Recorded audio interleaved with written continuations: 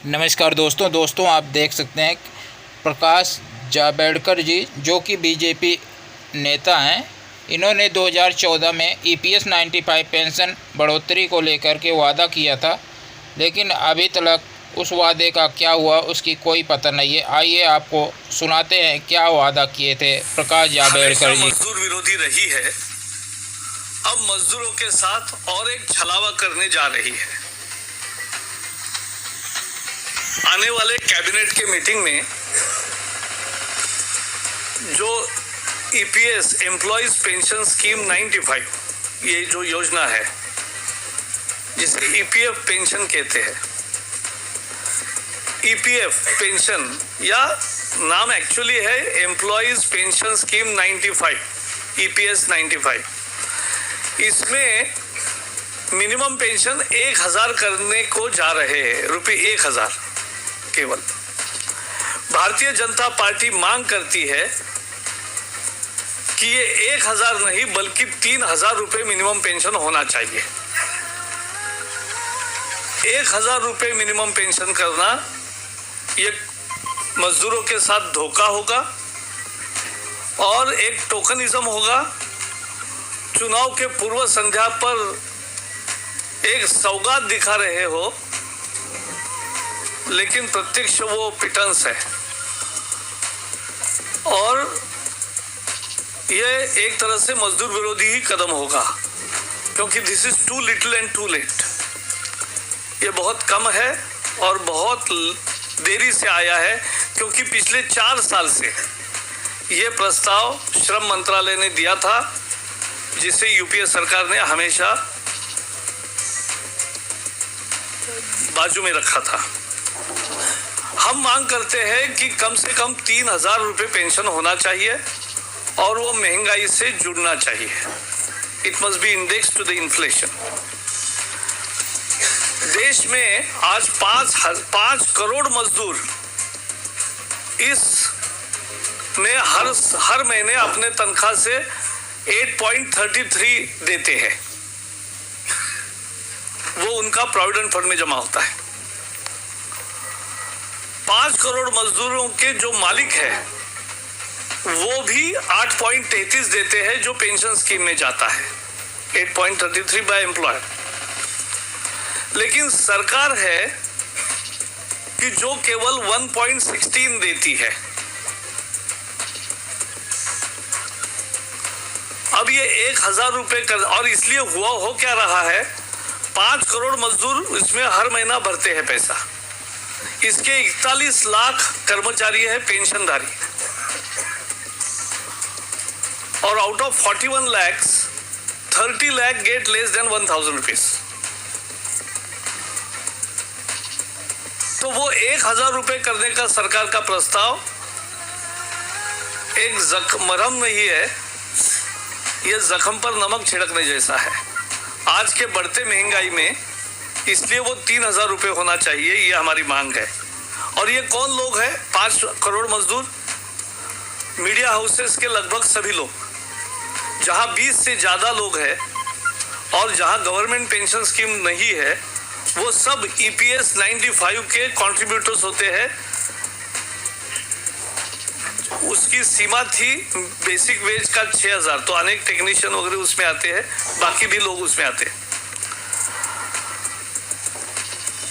तो ऐसे 5 करोड़ या पेट्रोल पंप पे काम करने वाले से लेकर, रेस्टोरेंट में काम करने वाले से लेकर, छोटे ऑफिस में काम करने वाले कर्मचारियों से लेकर सब लोग इसमें आते हैं। और पब्लिक सेक्टर अंडरटेकिंग भी बहुत सारे हैं।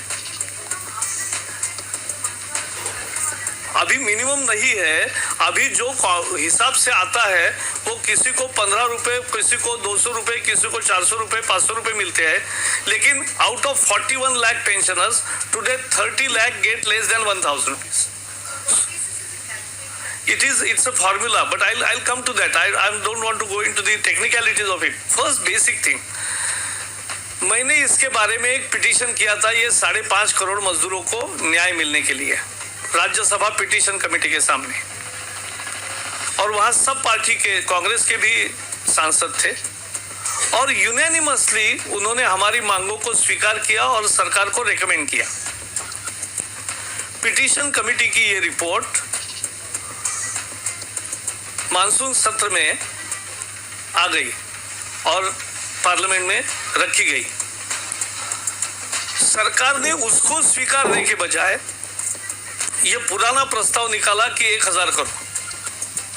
अच्छा, हमने जो कैलकुलेट किया, कोई आसमान से नहीं मांग कर रहे कि 3000 करो, क्योंकि अनेक राज्य सरकार की जो योजनाएं हैं, वृद्धावस्था पेंशन योजना, किसान पेंशन योजना, अनेक राज्यों में जिसमें कोई कंट्रीब्यूट नहीं होता है, कंट्रीब्यूशन नहीं होती है, वहां भी सरकार 1200-1500 रुपए दे रही।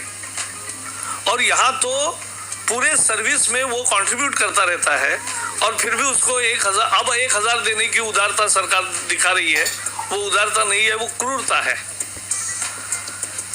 हमने जो हिसाब किया कि जैसे मजदूर 8.33 देता है, जैसे मालिक 8.33 देता है एम्प्लॉयर, वैसे ही अगर सरकार भी 8.33 देगी तो मिनिमम पेंशन 3000 हो सकता है और उससे ज्यादा वो महंगाई से इंडेक्स भी हो सकता है। यह हमने सब हिसाब करके मांग की, जिसको पिटीशन कमेटी ने भी स्वीकारा और पिटीशन कमेटी ने ये बात सरकार के रेकमेंड करके दी यूनानिमसली। इस सरकार ने हमेशा मजदूर विरोधी नीति अपनाई है। इन्होंने कॉन्ट्रैक्ट सिस्टम को परपेचुएट किया है। Actually the contract law, contract labour abolition law है, प्रिवेंशन एंड एबॉलिशन। तो प्रिवेंट तो किया नहीं, उल्टो उसको बढ़ावा दिया। And they have actually gone into allowed rapid casualisation.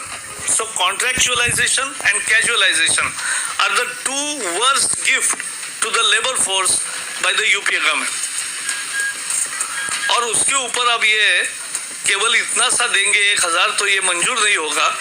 We have constantly fought against the government injustice and will continue to fight.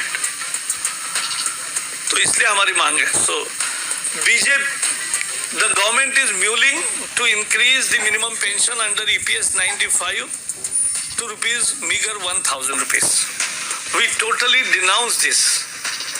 We demand that minimum pension under the Employees Pension Scheme 95 or EPF pension as people perceive it to be minimum rupees 3000, and it should be indexed to the inflation. This is because more than 50 million workers are today contributing 8.33 to this pension scheme. The employer contributes 8.33 to the pension, but government contributes only 1.16. And to make it 1000, now they are increasing from 1.16 to 1.79. A meager increase. We want that government also should contribute 8.33. This is the issue of more than 50 million labor, small labor, unorganized labor,